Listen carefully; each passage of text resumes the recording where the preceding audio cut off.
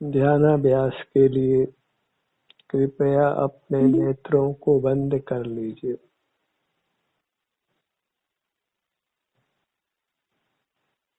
आप प्राप्त मूर्त शरीर के आकार हैं। आपका अपना अमूर्त शरीर है जो सुख का बना हुआ है, इसलिए आप ही सुख हैं।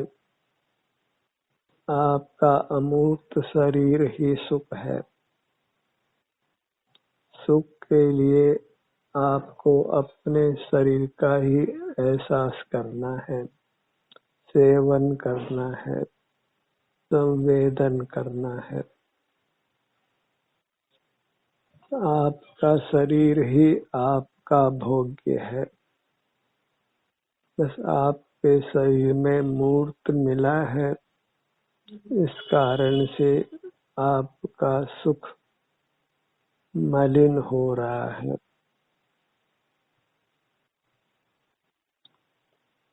इस मलिनता को दूर करने के लिए आपको अपने अमूर्त शरीर से अर्थात अपने स्वरूप से युक्त रहना है। तो स्वतः ही इस मूर्त की मिलावट ने समाप्त हो जाना है। मूर्त शरीर से आप मुक्त होंगे। जो वास्तविक बंधन है वह अत्यंत सूक्ष्म है। वह कार्बन शरीर का है, जो मूर्त शरीर के नहीं रहने पर भी बना रहता है और आपको नूतन मूर्त शरीर मिल जाता है। आप इस बंधन में बने रहते हैं। स्थूल शरीर के घात से आप बंधन मुक्त नहीं होते। आपको जो सूक्ष्म कार्बन शरीर है उसके बंधन से मुक्त होना है, और वह कार्बन शरीर आपके अमूर्त शरीर में सर्वांग भरा हुआ है।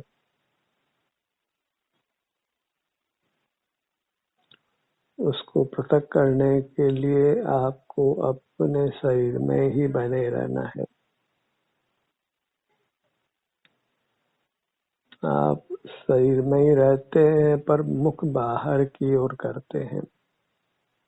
इतने से ही मूर्त कर्म आता रहता है, बाहर नहीं जाता। इंद्रिय द्वारों से ही कर्म रूपी चोर आपके भीतर आकर आपके सुख को नष्ट करता है।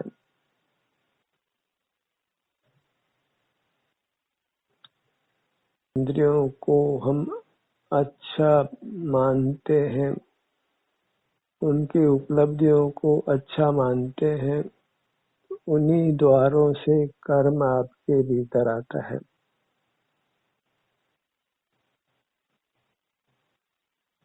तो ये वास्तव में सुख नहीं देते, आपके दुख के ही कारण है।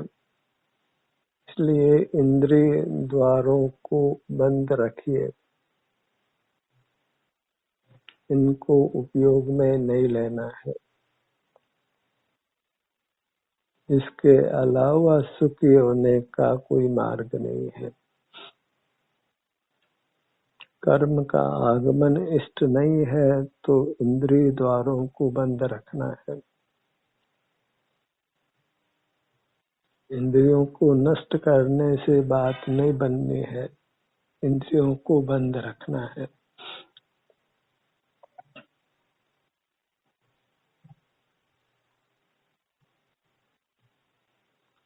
इंद्रियां बंद रहें,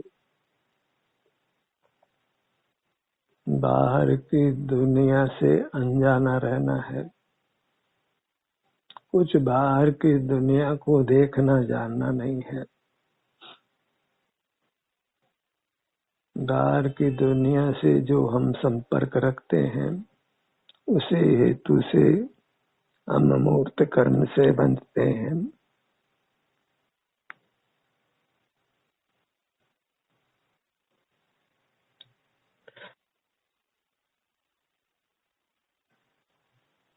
बाहर की दुनिया का संपर्क अच्छा नहीं है। बाहर के जानने का लोभ ही हमको नाना दुख देता है।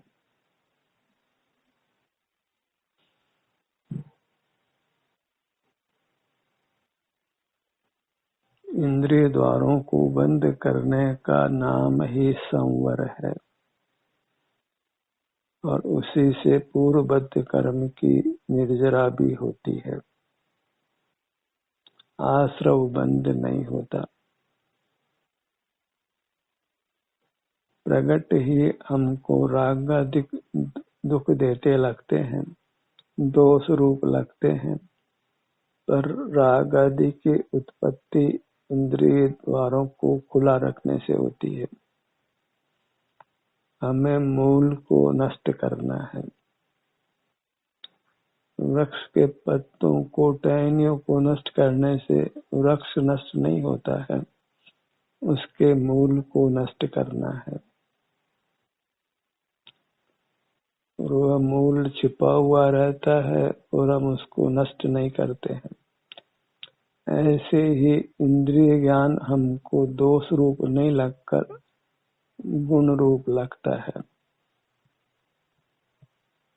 जानना हमको इष्ट लगता है। इतना इष्ट लगता है कि इसको हम अपना स्वरूप ही मान लेते हैं। हम ही क्या मान लेते हैं, सारा जगत ही अच्छा मानता है। इसलिए सारा जगत ही दुख से पीड़ित है।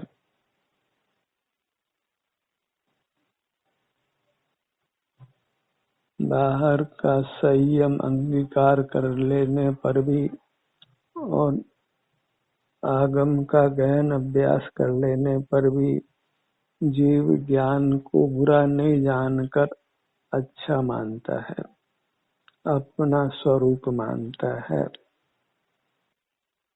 परमात्म दशा में ज्ञान की अधिकता ही मानता है।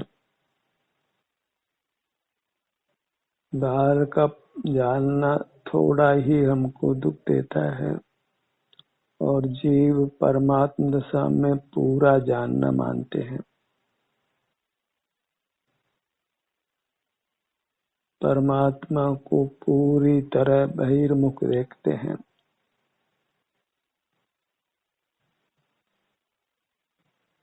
तथा कथित आज का धर्म ही धर्म का वैरी है।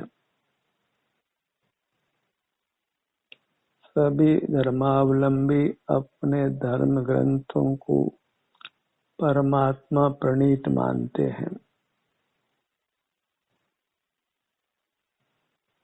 परमात्मा ने कहा कि परमात्मा के पैगंबरों ने कहा, उसको प्रमाण मानते हैं। पर दुख की स्थिति यह है कि आज जो भी उपलब्ध धार्मिक साहित्य है वह भगवान का कहा हुआ नहीं है और पूरी तरह प्रामाणिक भी नहीं है। इसलिए वास्तव में धर्म शास्त्रों की भी शरण नहीं है। धर्म शास्त्र अन्य है और आप अन्य हैं। आपको अन्य की शरण नहीं है, आपको आपकी ही शरण है, अपनी मुद्रा की ही शरण है। अपनी मुद्रा को ही शास्त्र मानकर इसी का अध्ययन करना है और यह अध्ययन इसके अनुभव रूप है। इस शास्त्र में कोई शब्द नहीं है, कोई अंक नहीं है, केवल सुख का बना हुआ है। अपने को ही शास्त्र मानना है, अपने को ही गुरु मानना है और अपने को ही भगवान मानना है। यह निश्चित मान लीजिए कि बाहर कोई देव नहीं है, गुरु नहीं है, शास्त्र नहीं है। क्योंकि पर की शरण नहीं है, बाहर की शरण नहीं है।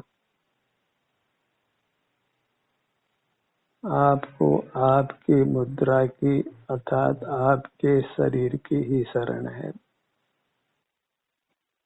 इसमें जो मूर्त मिला है वह भी शरणभूत नहीं है। आपका अमूर्त शरीर ही एकमात्र शरणभूत है। इसका ही सेवन करना है।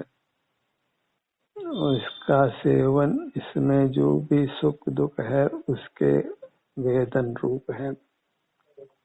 सुख हो या दुख हो, आपको अपना ही सेवन करना है। जो भी मुक्त हुए हैं वे अपने अमूर्त शरीर का सेवन करके ही हुए हैं। यही अमृत रूप है। बाहर कहीं अमृत नहीं है। एक भी जीव ने बाहर अमृत नहीं देखा है। अमृत नाम की वस्तु बाहर नहीं है। फिर भी अमृत तो है, और वह अमृत आपकी मूर्त है।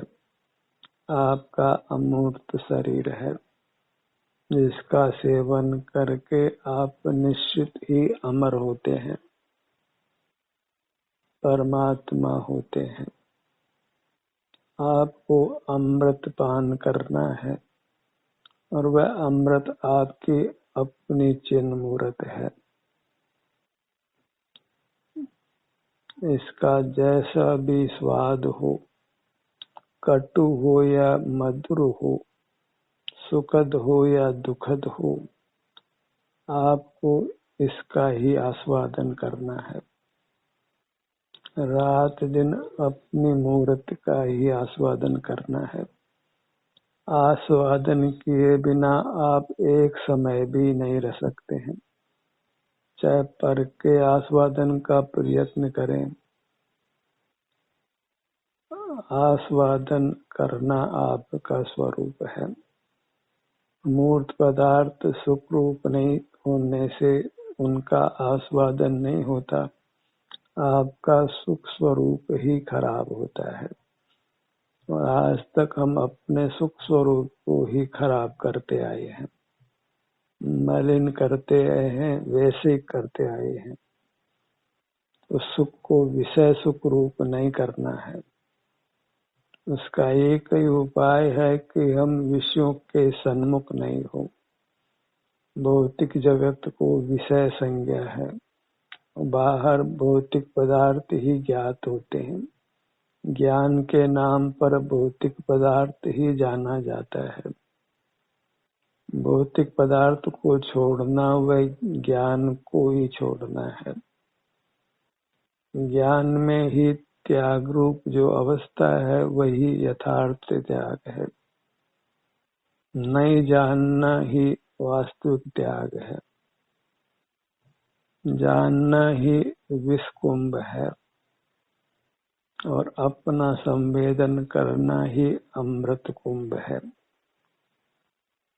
जहाँ जीव जानने से विरक्त होकर जानना बंद कर देता है, वहीं वह परमात्मा पद प्रकट होने लगता है। अतीन्द्रिय सुख अनुभव में आने लगता है, और शीघ्र ही वह पूर्ण हो जाता है, अविनाशी हो जाता है। बस आपको स्वस्थ रहने के लिए, सुखी रहने के लिए, निरोग रहने के लिए अपने शरीर से युक्त रहना है। बहिर्मुखता इतनी बढ़ गई है कि कोई भी जीव अपने शरीर की जांच कराए तो कोई न कोई असामान्यता मिलने वाली है, और आप उस असामान्यता को दूर करने के लिए डॉक्टर के पास भागने वाले हैं, और डॉक्टर ने आपको फिर पर पदार्थ का सेवन करने की राय देना है। तो पर पदार्थों के सेवन से आप रोगी हुए और रोग को ठीक करने के लिए डॉक्टर के पास गए और डॉक्टर ने आपको फिर पर पदार्थ का ही सेवन कराया, तो रोग बढ़ता ही गया। जिस कारण से रोग हुआ, उस रोग से मुक्त होने के लिए उसी कारण को डॉक्टर आपको देता है। पर द्रव्यों के सेवन से आप रोगी हुए हैं और डॉक्टर आपको फिर परद्रव्य ही देता है, तो आपको वास्तव में चिकित्सक नहीं मिलता है। बीमारी बढ़ाने वाला तत्व ही डॉक्टर के रूप में आपको मिलता है, क्योंकि आपके डॉक्टर वास्तव में आप ही हैं। आपका शरीर जो रोगग्रस्त हुआ है, उसी शरीर के सेवन से आपको रोग मुक्त होना है। ये पक्का निर्धार करना है। रोग तो हुआ है, पर चिकित्सा डॉक्टर के पास नहीं है। जो रोगी है वही औषधि भी है। रोगी का ही रोगी ने सेवन करके रोग से मुक्त होना है। यही अद्भुत मोक्ष का मार्ग है। जिस शरीर में दुख का वेदन हो रहा है, उस दुखमयी शरीर के वेदन से ही आपको दुख से मुक्त होना है। ऐसी कल्पना जीव नहीं कर पाता है। इस प्रकार दुख मुक्ति का मार्ग गुप्त ही रहता है। दुख से मुक्त होने के लिए आपको जो दुख हो रहा है, उस दुख का ही अनुभव करना है। दुख आपके भीतर हो रहा है तो भीतर से ही युक्त रहना है। हमको ऐसा लगता है कि कहीं दुख बाहर के कारण हो रहा है। दुख बहिर्मुखता से होता है, न कि बाहर के किसी पदार्थ से होता है। पर हमको ये भ्रम होता ही है कि दुख का कारण बाहर है। बाहर की किसी घटना से आप दुखी हो रहे हैं। बाहर की घटना को जानने से आप दुखी हो रहे हैं, और यदि नहीं जाने तो दुख होने वाला नहीं है। तो जानना ही दुखी होना है, और जानना बंद कर देते हैं तो आपने सुखी हो जाना है। आपको ज्ञान रूप नहीं रहकर सुख रूप होना है। मैं ज्ञान नहीं हूँ, मैं सुख हूँ।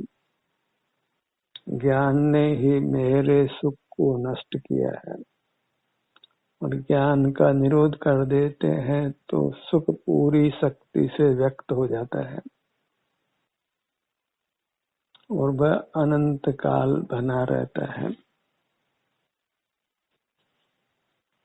ज्ञान का निरोध करने के लिए इंद्रिय द्वारों को बंद करना है, और स्वतः ही सुख अनुभव में आने लगना है। सुख को उत्पन्न नहीं करना है। सुख तो आपका स्वरूप ही है, उसने केवल व्यक्त होना है, प्रकट होना है। सूर्य तो जैसे प्रकाशमान ही है, बस जो बादल आ गए हाड़ में, उस बादलों को हटना है। हमारे सुख में आवरण करता है वह इंद्रिय ज्ञान रूपी बादल है। इंद्रिय ज्ञान के बादल के छट जाने पर स्वतः ही सुख रूपी सूर्य का सुख प्रकट होना है। आपको अपने शरीर तक सिमट जाना है, फिर सुख ही सुख है, क्योंकि फिर आप सुख से युक्त हो गए हैं। जहाँ इंद्रिय द्वारों को बंद किया, वही फिर सुख का घातक कारण समाप्त हो गया और सुख व्यक्त हो गया। इंद्रिय द्वारों को बंद करते ही आपको आपका अनुभव होने लगा। अनुभव भी करना नहीं पड़ा, हो गया। बस बाहर देखना बंद कीजिए, ध्यान करना नहीं पड़ेगा, ध्यान हो जाएगा। सुख का अनुभव होना ही ध्यान करना है। बाहर का जानना बंद करते ही सुख का अनुभव होने लगा, उसी को ध्यान कहते हैं। वास्तव में तो आपको ध्यान करना ही नहीं है। ध्यान करना ये भी एक भार हो गया। आपको तो ज्ञान करना बंद करना है, तो ध्यान नहीं होना है, सुख होना है। ध्यान तो जीव को भार रूप ही लगता है कि करना है, और वास्तव में नहीं करना ही सुख का होना है। तो ध्यान भी नहीं करना है, ध्यान करना भी बंद कर दीजिए। ज्ञान करना बंद कर दीजिए, कुछ भी करना नहीं है। फिर देखिए तो आपको सुख का अनुभव होने लगेगा। ज्ञान ध्यान दोनों से ही रहित हो जाइए, आपको स्वतः ही सुख होने लगेगा। मिश्री को मिठास के लिए कुछ नहीं करना है, नमक को खारास के लिए कुछ नहीं करना है, पानी को समतल रहने के लिए कुछ नहीं करना है, जीव को सुख का अनुभव करने के लिए कुछ नहीं करना है, क्योंकि वह सुख के अनुभव रूप ही है। बस उसका जो बाधक कारण है, दुनिया को देखना जानना, उसको बंद करना है। किसी एक पदार्थ को जानना, ऐसा ध्यान का अर्थ किया जाता है। पर जानना ही नहीं है तो एक को जानना कि दो को जानना, वह सब जानना ही है। आपको तो जानना ही नहीं है, अपने को भी जानना नहीं है। जहाँ जानने का भार समाप्त हुआ, आप हल्के हो गए और आपको सुख का अनुभव होने लगा।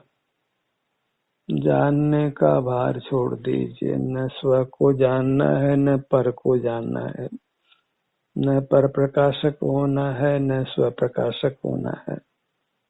तो आप आनंद भोजी होंगे। प्रकाश तो पौद्गलिक है, आपको प्रकाश नहीं चाहिए, तो आपका मूर्तपना जो बना हुआ है, मूर्त के मिलने से उसने समाप्त हो जाना है।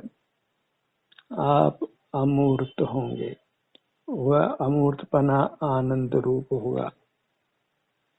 आनंद न जानने रूप है, न ध्यान करने रूप है, वह भोगने रूप है। मैं ज्ञाता हूँ, न ध्याता हूँ, मैं भोगता हूँ, आनंद को भोगता हूँ। आनंद के भोगने में कुछ करना नहीं होता है। जैसे आपका शरीर स्वस्थ है तो आप सुख का अनुभव करते हैं, सुख का अनुभव करना नहीं पड़ता है। स्वस्थ शरीर में स्वतः ही सुख का अनुभव होता है। अस्वास्थ्य है वह ज्ञान का ही है। ज्ञान के मिटते ही आनंद का अनुभव होने लगा। जानने का भार छोड़ दीजिए, न स्व का न पर का। न आत्मा जानने में आता है, न वास्तव में पर पदार्थ ही जानने में आते हैं। शुद्ध जीव को पर पदार्थ भी जानने में नहीं आता है। कर्म की लालिमा हो तो ही पर पदार्थ हमारे ज्ञान में झलकते हैं। इंद्रियों रूपी लेंस के होने से ही जानना मूर्त पदार्थों का होता है। जैसे कांच के पीछे ललाई हो तो कांच में पदार्थ झलकते हैं, अन्यथा कोई पदार्थ झलकता नहीं है। झलकना जीव का शुद्ध स्वरूप नहीं है, वह जड़ का ही स्वरूप समझो। आपका स्वरूप तो केवल सुख है, और केवल सुख ही तो आपको चाहिए। कुछ जानना नहीं हो और सर्वांग में आनंद हो तो आप सुखी हैं। शरीर में वेदना नहीं हो तो आप सुखी हैं, और वेदना बहिर्मुखता से होती है। बहिर्मुखता में ही वेदना उत्पन्न करने वाला कर्म आपके भीतर प्रविष्ट होता है। और जिनागम की माने तो छठे गुण स्थान तक बहिर्मुखता है, वहीं तक असत वेदनी कर्म का आश्रव बंद होता है। सातवें गुण स्थान से अंतर्मुखता है, तो वहाँ कर्म का बंधन भी नहीं है। अंतर्मुखता अर्थात बहिर्मुखता नहीं है। जहाँ बहिर्मुखता नहीं है वहाँ फिर वेदना उत्पन्न करने वाले कर्म का आगमन नहीं है, दुख नहीं है। ज्ञान नाम बहिर्मुखता का है। जब बहिर्मुख नहीं होते हैं तो वेदना उत्पन्न करने वाला कर्म आपके नहीं आता है, और वेदना नहीं होना ही सुख का होना है। आप सर्वांग वेदना रहित होते हैं, वही परमानंद का होना है। अभी तो शरीर में कोई न कोई रोग रहता है, तो हमको सुख का पूर्ण अनुभव नहीं होता है। कहीं न कहीं सुख में कमी रहती है। शरीर में कोई न कोई तत्व विकृत रहता है, तो हमको सर्वांग में सुख का अनुभव नहीं होता है। तो जो विजातीय तत्व हमारे भीतर है, जो बहिर्मुखता से आ गया है, उस बहिर्मुखता को समाप्त करिए। वह बहिर्मुखता जानने रूप है। कुछ भी जानना उसका नाम बहिर्मुखता है। तो कुछ भी नहीं जानना है तो वेदना उत्पन्न करने वाला कर्म आपके भीतर प्रविष्ट नहीं होगा। और जब कर्म वेदना उत्पन्न करने वाला नहीं है तो उत्तम सुख का अनुभव स्वयं होता है। उसको शास्त्र पाठियों ने ध्यान नाम दिया है। वास्तव में आनंद ही आनंद होता है।